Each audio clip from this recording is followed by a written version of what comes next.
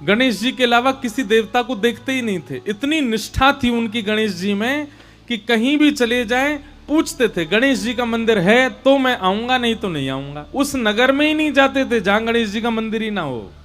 ऐसी निष्ठा उनकी। निष्ठा एक बात होती है, कट्टरपंथी होना अलग बात होती है। हम लोगों को कट्टरपंथी नहीं होना चाहिए, निष्ठावान होना चाहिए। कैसा होना चाहिए? निष्ठावान। जिस देवता को आप भजते हो उसके प्रति पूर्व निष्ठा रखो, पूर्ण निष्ठा रखो। अब ऐसे तो हनुमान चालीसा में गोस्वामी तुलसीदास जी लिखते हैं, और देवता चित्त न धरहि हनुमत से ही सर्व सुख करहि। अब इसका अर्थ क्या है कि और देवताओं को मत पूछो, ऐसा नहीं है। ऐसा कह रहे हैं गोस्वामी जी, यदि आप हनुमान जी के उपासक हो तो एक बार पूर्ण निष्ठा से श्री हनुमान जी को ही भज के देखो, हनुमान जी के प्रति भाव रखो। इसका मतलब यह है कि फिर गणेश जी के पास जाओ ना तो गणेश जी से भी प्रार्थना करो, हे गणपति भगवान हमारी हनुमान जी में और निष्ठा बढ़ जाए। फिर महादेव के पास जाओ तो महादेव से कहो, हे महादेव हमारी हनुमान जी में और प्रेम हो जाए। कभी देवी के मंदिर में जाओ तो देवी से भी जाके ये प्रार्थना करो, हे वैष्णो देवी मैया हनुमान जी से हमारा और प्रेम हो जाए।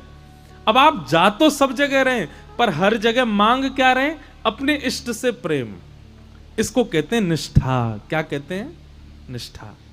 आप जाते सब जगह हैं, भजते सबको हैं, सिर सबके सामने झुकाते हैं, पर आपके चित्त में एक ही देव बैठे। ऐसी निष्ठा यदि आपकी है तो जो देव है ना वो देव आप पर कृपा निश्चित करेंगे। जैसे हम वृंदावन वासी हैं, हम तो एक ही के उपासक हैं। कौन के? टेढ़ी टांग वाले के उपासक हैं। हमारे तो बंसी वारो श्याम, मुरली वारो श्याम, वही है। अब भले ही हमको महाकाल जाना पड़े, भले ही हमको वैष्णो देवी जाना पड़े, भले ही हमको बंबई के सिद्धि विनायक जाना पड़े, भले ही हमको पूना के डगरू सेठ हलवाई गणेश जी के दर्शन करने जाना पड़े, कहीं भी जाएं, शनि देव के मंदिर में जाना पड़े, सब जगह जाते हैं। लेकिन जाकर के प्रार्थना क्या करते हैं? हे शनिदेव महाराज आप जिनकी आराधना करते हो ऐसे भगवान श्री कृष्ण से हमारा और प्रेम हो जाए। हे गणेश जी महाराज आप जिन श्री कृष्ण से बहुत प्रेम करते हो उनसे हमारा अति प्रेम हो जाए। हे वैष्णो देवी मैया आप जिनकी बहन हो ऐसे श्री कृष्ण आपके भैया से हमारा और प्रेम हो जाए। इसको कहते हैं निष्ठा। कट्टरपंथी जिसकी होती है वो क्या करता है? गणेश जी का उपासक है, देवी का मंदिर आ गया तो ऐसे निकलेगा, मैं तो देखूंगा भी नहीं, मैं तो अंदर जाऊंगा भी नहीं, मैं तो एक एक को पूछता हूं। ऐसा नहीं, जहां भी जाओ अपने इष्ट को चित्त में धारण करके जाओ। इसको निष्ठा कहते हैं। क्या कहते हैं? जोर से बोलो, निष्ठा। तो गणपति भट्ट नाम के भक्त थे, आप जगन्नाथपुरी गए, किसी ने आपसे कह दिया जगन्नाथपुरी में तो गणेश भगवान विराज रहे हैं। तो गणपति भट्ट पहुंच गए जगन्नाथपुरी। अब जगन्नाथपुरी जाकर के लोग बागों से बोले, हाँ भैया गणेश जी कहाँ विराज रहे हैं, मुझे दर्शन करना है। तो किसी ने कहा, बोले ओहो तुमको किसी ने बुद्धू बना दिया है, यहाँ गणेश जी का मंदिर थोड़े ही है, जगन्नाथ भगवान तो साक्षात श्री कृष्ण है। अब जैसे ही सुना कि जगन्नाथ भगवान श्री कृष्ण हैं, गणपति भट्ट तो बड़ा व्याकुल हो गया, समुद्र किनारे जाकर के बैठ गया। बोले कि मेरे साथ तो छल कर दिया, मेरे साथ कितना बुरा अत्याचार किया, गणेश का नाम लेकर के मुझको जगन्नाथपुरी बुला लिया और यहां तो भगवान कृष्ण का मंदिर है।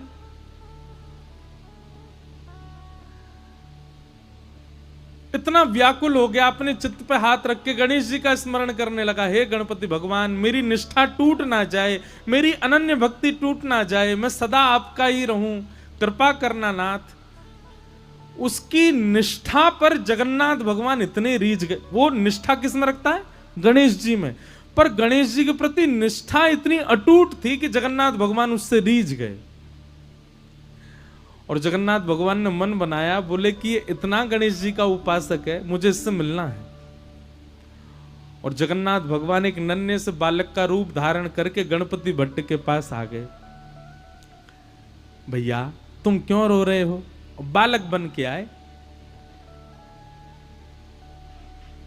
ठाकुर जी कहने लगे क्या बताऊं, गणपति भट्ट कहने लगे क्या बताऊं, मेरे को गलती से यहां भेज दिया, मुझे बोला था कि मंदिर में गणेश भगवान है, पर यहां तो श्री कृष्ण बैठे हैं और मैं तो गणेश जी के अलावा किसी को नहीं मानता, मेरे इष्ट तो केवल गणेश जी हैं।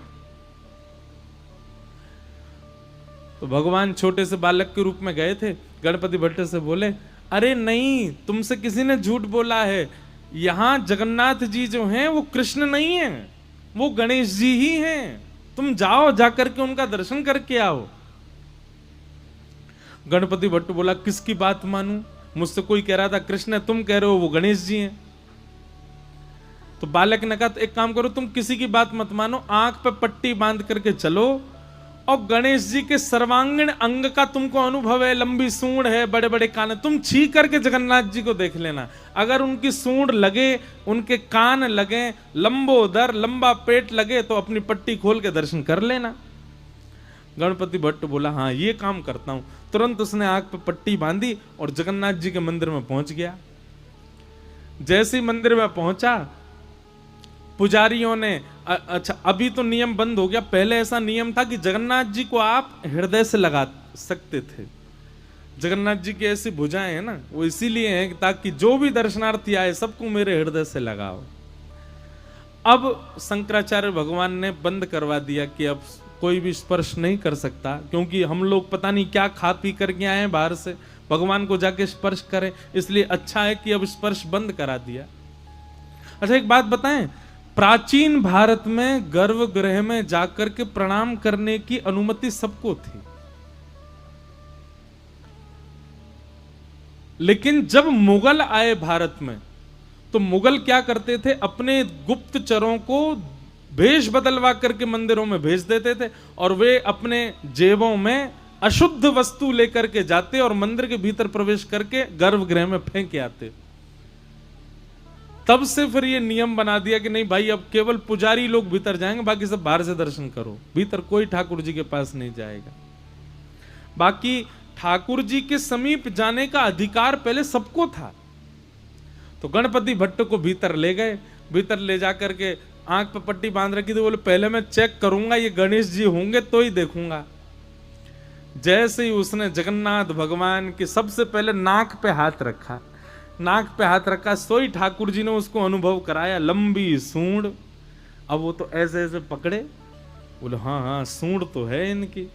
सूंड थी नहीं, भगवान ने माया से प्रकट कर दी। और गणपति भट्ट कहे, हाँ ये तो लंबी सूंड है। आंखों के पास कान के हाथ रखे तो महाराज लंबे लंबे कान, पकड़ पकड़ के, हाँ ये तो बड़े बड़े कान हैं। पेट पे हाथ रखा तो लंबोदर लंबा पेट है। वो तो समझ गया महाराज ये तो गणेश जी हैं। और जैसे ही उसने प्रणाम किया तो भगवान ने अपनी सूंड से उसके सिर को ऐसे गुदगुदा और दिया, उसको विश्वास हो गया कि ये तो गणेश जी हैं। जैसे ही उसने पट्टी खोली, पट्टी खोल करके देखा तो गणेश जी तो नहीं थे, जगन्नाथ भगवान थे। ना उनकी सूंड है, ना उनके कान है, ना वो लंबोदर। अब तो वो बोला, ओहो मायावी कृष्ण, मायावी भगवान। आंख बंद करके स्पर्श करता हूं तो सूंड दिखती है, आंख खोल के देखता हूं तो जगन्नाथ दिखते हैं, मेरी निष्ठा भंग हो गई। जैसे ही उसने ये बात कही, इतने में ही जगन्नाथ भगवान प्रत्यक्ष प्रकट हो गए और प्रकट होकर के उसको हृदय से लगा करके बोले, मुझे तेरी निष्ठा बहुत पसंद आई, तू अपने देव के प्रति इतना निष्ठावान है, लेकिन मेरी एक बात याद रख, कभी भी किसी में भेदभाव मत कर। तुम्हारी जिस देव में निष्ठा है उसमें पूर्व निष्ठा रखो, पर उसके अलावा किसी देव के पास जाने का अवसर मिले तो उससे चूको मत, वहां भी जाओ, वहां जाकर के भी उसको प्रणाम करो।